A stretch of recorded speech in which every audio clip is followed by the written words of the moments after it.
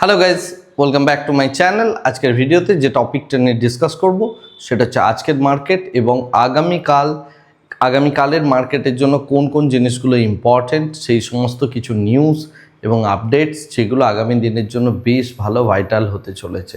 Anyway, আমরা প্রথমেই দেখে নিই আজকে ইন্ডেক্সের পারফরমেন্স। আজকে ইন্ডেক্স মোটামুটিভাবে 0.86% মতো একটা আপে গিয়ে ক্লোজ হলো এবং তার সাথে যদি দেখা যায় similarly Sensex, bank Nifty, mid cap Nifty, small cap Nifty সবাই মোটামুটিভাবে দেখতে গেলে একটা পজিটিভে ক্লোজ হলো এবং সেই রকমই একটা এক্সপেকটেশন ছিল গতকালের যে আমি বক্তব্যগুলো রেখেছিলাম সেই অনুযায়ী এখানে ফাইন্যান্স সেক্টর অর্থাৎ ব্যাঙ্ক নিফটির মধ্যে আমরা একটা বড় র্যালি দেখতে পেলাম, রাইট?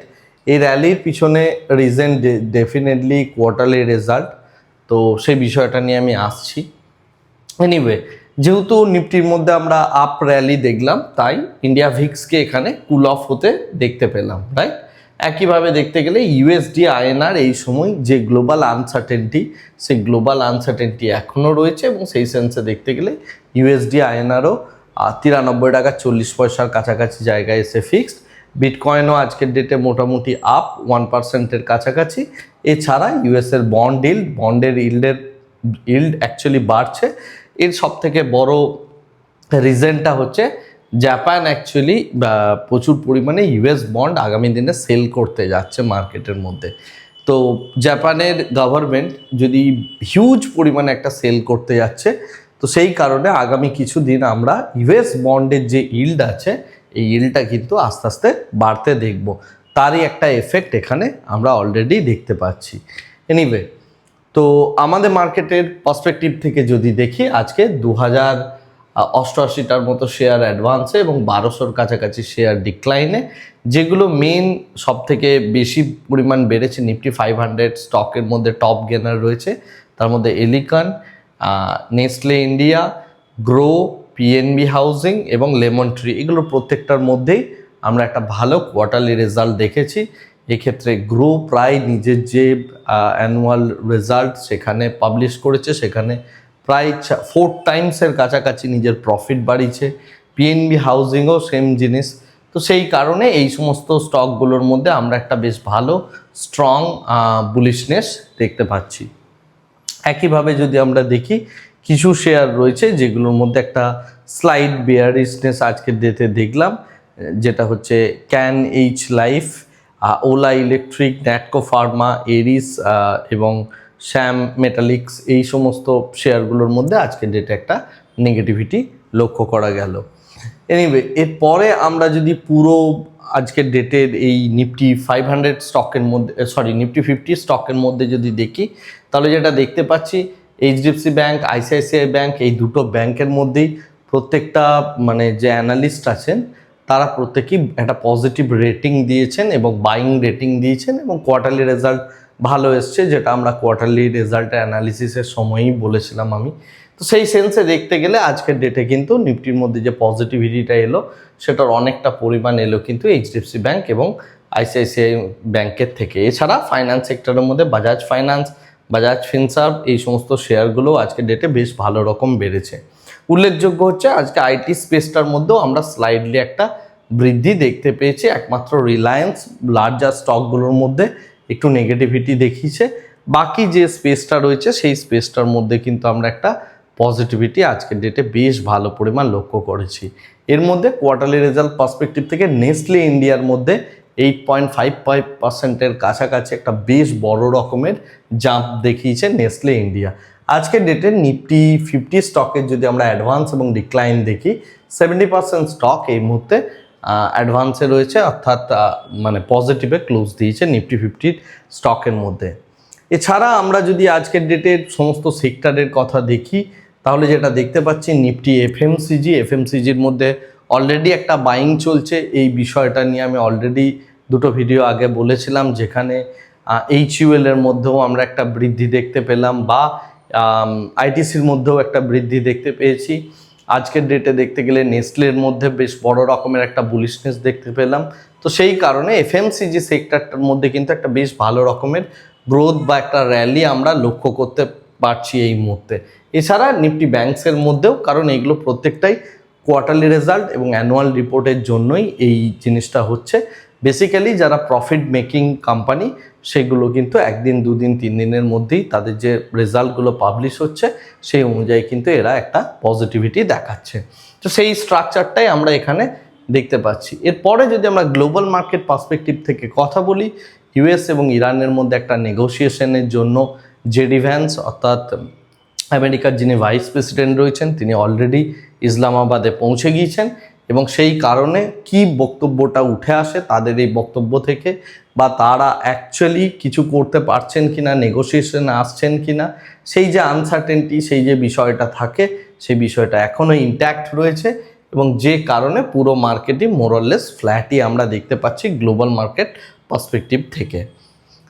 আমরা যদি কমোডিটি মার্কেটের কথা বলি, একইভাবে ব্রেন্ট এবং WTI ক্রুড তারাও মোটামুটি ফ্ল্যাট, ন্যাচারাল গ্যাসও আজকের ডেটে ফ্ল্যাট। এই নিউজটার কারণেই যে এখান থেকে কি বক্তব্যটা উঠে আসে তার উপরে এইগুলোর মধ্যে আমরা মুভমেন্ট দেখতে পাবো। তো সেই সেন্সে দেখতে গেলে গোল্ড প্রাইস, সিলভার প্রাইস এগুলো প্রত্যেকটাই ফ্ল্যাট। একমাত্র জিঙ্কের মধ্যে আমরা আজকের ডেটে বেস মেটাল পার্সপেক্টিভ থেকে 1% মতো মুভমেন্ট দেখেছি।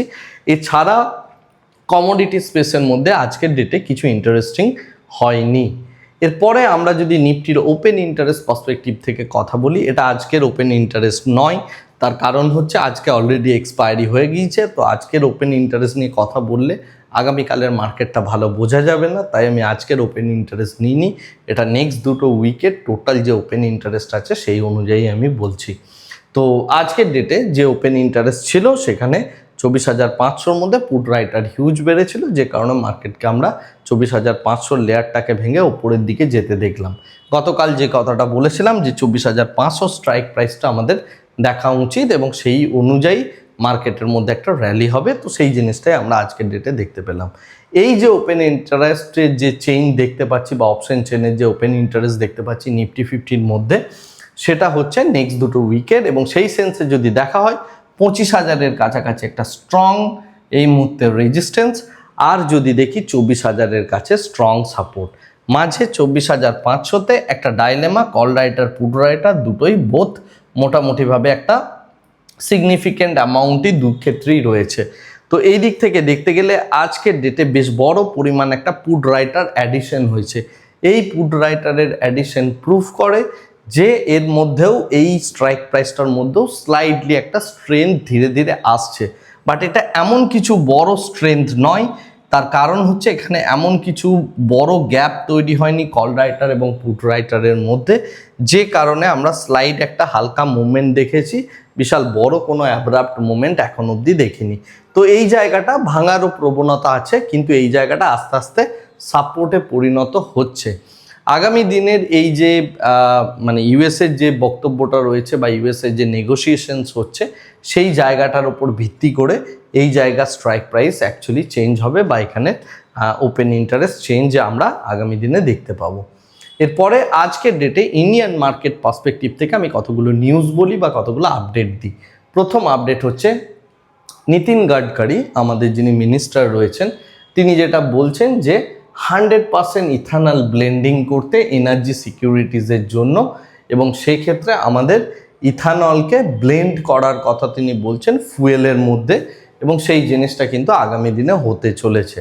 তো আগামীকালের জন্য আমরা পারাজ ইন্ডাস্ট্রিজ বা যে সমস্ত ইথানল ড্রিভেন যে সমস্ত কোম্পানিগুলো রয়েছে সেগুলোর দিকে একটা নজর রাখতে পারেন। তার কারণ এটা কেবলমাত্র নীতিন গাডকারির কথা নয়, একই টাইপ অফ বক্তব্য আরবিআই গভর্নরের কথাই শোনা যাচ্ছে। তিনিও বলছেন যে ডোমেস্টিক এনার্জির জন্য আমাদের ডাইভার্সিফিকেশন করতে হবে, ইম্পোর্টের যে ক্রাইসিসটা রয়েছে সেটাকে মিটিগেট করার জন্য। তো সেই ক্ষেত্রে দুটো বক্তব্যই কিছুটা ইথানল পরিপন্থী হয়েই যায়। তো সেই কারণে এই স্পেসটা এই মুহূর্তে খুব ইন্টারেস্টিং হতে চলেছে। তো আগামীকাল আপনি ইথানলের যে সমস্ত স্টকগুলো রয়েছে, আমি সুগার ইন্ডাস্ট্রি বলবো না, আমি তার সাথে আরও যে সমস্তগুলো রয়েছে পারাজ ইন্ডাস্ট্রিজ বা আরও যে সমস্ত ইথানল যারা ডাইরেক্টলি কাজকর্ম করে সেই সমস্ত স্টকগুলোর দিকে নজর রাখবেন। আমি বলছি না কাল সকালে উঠেই বাই করে নেবেন, কিন্তু এর মধ্যে যদি আপনি একটা র্যালি দেখতে পান, পজিটিভিটি দেখতে পান, তবেই আপনি এটার মধ্যে অ্যাক্ট করবেন। আর পজিটিভিটি কি করে দেখতে হয় সেটা জানার জন্য আপনি আমার চ্যানেলের মধ্যে ইন্ট্রাডে যে প্লেলিস্টটা আছে ওই প্লেলিস্টটা আপনি যদি দেখে রাখেন তাহলে এই বিষয়গুলো কিন্তু আপনি বুঝে যাবেন যে কি ফরম্যাটে অ্যাকচুয়ালি ইন্ট্রাডেতে প্লে করতে হয়। এনিওয়ে, তো এই জায়গাটা আপনি ওয়াচ লিস্টে রাখবেন এবং রেখে সেই অনুযায়ী কাজ করতে পারেন। আমার ধারণা এখানে একটা মোমেন্টাম আসা উচিত। এনিওয়ে, আমরা নেক্সট যে বিষয়টা দেখতে পাচ্ছি সেটা হচ্ছে ইন্ডিয়ার যে রেগুলেটরি প্যানেল আছে অর্থাৎ সেবির তরফ থেকে এনএসসি যে আইপিওটা আনতে চলেছে সেই আইপিওটাকে একটু হোল্ড করা হয়েছে এবং বলা হয়েছে যে 18,000 কোটি টাকার কাছাকাছি এনএসসির একটা 18,000 কোটি টাকার কাছাকাছি এনএসসির একটা ভালো রকমের লিগ্যাল কিছু তার মধ্যে প্রবলেমস রয়েছে এবং সেই সমস্ত লিগ্যাল যে সমস্ত কেসগুলো রয়েছে সেই লিগ্যাল কেসগুলোকে সেটেল করতে বলা হয়েছে। অর্থাৎ 18,000 কোটি টাকার এই সেটেলমেন্টটা যদি হয় তারপরেই সেবি ছাড়পত্র দেবে এনএসসিকে আইপিও আনার জন্য। সম্ভবত নেক্সট মান্থ বা তার পরের মান্থের মধ্যেই এনএসসির আইপিও আসতে চলেছে। এটা যথেষ্ট লং অ্যাওয়েটেড আইপিও বলা যেতে পারে ইন্ডিয়ান স্টক মার্কেটে। নেক্সট যে বিষয়টা ইম্পর্টেন্ট সেটা হচ্ছে ইন্ডিয়ার মধ্যে আমরা যেটা দেখতে পাচ্ছি যে সোলার সেলের মধ্যে একটা শর্টেজ দেখতে পাচ্ছি এবং সেটা জুন মাস থেকে প্রবল হতে চলেছে। অর্থাৎ সোলার যে সমস্ত কোম্পানিগুলো রয়েছে সেই কোম্পানিগুলো এই যে গ্লোবাল সাপ্লাই চেনের যে প্রবলেম চলছে, বিশেষ করে এই যে রেয়ার আর্থ মেটেরিয়াল থেকে শুরু করে বাকি যত সমস্ত সোলার প্যানেল বানাতে যে সমস্ত মেটেরিয়ালগুলো লাগে সেগুলো সাপ্লাই চেনে যেহেতু প্রবলেম হয়েছে, তা সেই কারণে এই সোলার প্যানেলের মধ্যে একটা বেশ বড় রকমের শর্টেজ আসতে চলেছে আগামী জুন মাস থেকে। তো সেই কারণে সোলার যে সমস্ত ইন্ডাস্ট্রিগুলো রয়েছে তার দিকেও আমাদের নজর রাখতে হবে, কিন্তু তাদের বিজনেস কিন্তু খুব একটা ভালো যাবে বলে মনে হচ্ছে না, কারণ যদি র মেটেরিয়ালসের শর্টেজ থাকে তাহলে সেই জায়গাটার মধ্যে একটা প্রবলেম আসতে চলেছে আগামী দিনের জন্য। Last but not the least, এই মুহূর্তে মার্কেটের সব থেকে বড় যে জায়গাটা সেটা হচ্ছে ইরান এবং ইউএসের মধ্যে পাকিস্তানের ইসলামাবাদে যে টকটা হতে চলেছে সেটা খুব ইম্পর্টেন্ট। এখানে ইরান কোনো উত্তরই দিচ্ছে না, অর্থাৎ আমেরিকার সাথে বসার মতো মানসিকতা তার নেই, সেটা তারা ক্লিয়ারলি জানিয়ে দিয়েছে। আর উল্টো দিকে জেডি ভ্যান্স গিয়েছেন, তিনি অ্যাকচুয়ালি একটা নেগোসিয়েশন করতে যাচ্ছেন, কিন্তু এই নেগোসিয়েশন প্রত্যেকবারই হচ্ছে না এরকম একটা যে সিচুয়েশন আসছে, সেই কারণে আগামীকাল ডোনাল্ড ট্রাম্পের যে আলটিমেটাম সেই আলটিমেটামও শেষ হতে চলেছে, অর্থাৎ সিজফায়ারের। তো তার আগে ডোনাল্ড ট্রাম্পের বক্তব্য, যদি ইরান আমাদের সাথে কোনো নেগোসিয়েশন করে নেয় তাহলে ভালো, আর যদি কোনো ডিল সাইন না হয় তাহলে আমি পাতি বোম মেরে উড়িয়ে দেবো, এরকম একটা বক্তব্য ডোনাল্ড ট্রাম্পের তরফ থেকে উঠে আসছে। যদিও এরকম কিছু আশা করি হবে না এবং কোনো না কোনো একটা নেগোসিয়েশন আগামীকালের সিজফায়ার ভায়োলেশনের আগে হয়ে যাবে, বাট কালকে ডোনাল্ড ট্রাম্প আবার একটা ভালো গেম খেলবেন বা ম্যানিপুলেশন করবেন বলেই আমার অ্যাটলিস্ট মনে হয়। তাই সেই জায়গা থেকে একটু সাবধানে ট্রেড করাটা খুবই উচিত বলেই আমি মনে করছি। এমন হতেই পারে আগামীকাল সকালে তিনি একটা টুইট করলেন বা কোনো একটা ট্রুথ সোশ্যাল মিডিয়ায় তিনি এমন একটা কিছু লিখলেন যার জন্য হয়তো আগামীকালের মার্কেটের মধ্যে একটা বড় ভোলাটিলিটি হয়তো চলে এলো। তো এইরকম সিনারিও হওয়ার পসিবিলিটি যথেষ্ট বেশি, যেহেতু তার ডেডলাইনের কাছে আসছে। এটা আগামীকাল না হলেও আগামী পরশু তো হতেই চলেছে বলে আমার অ্যাটলিস্ট মনে হয়। আজকের ভিডিওটাকে আর এর থেকে বেশি দীর্ঘায়িত করছি না, ভিডিওটাকে এই জায়গাতেই স্টপ করছি। Thank you very much, bye bye, tata.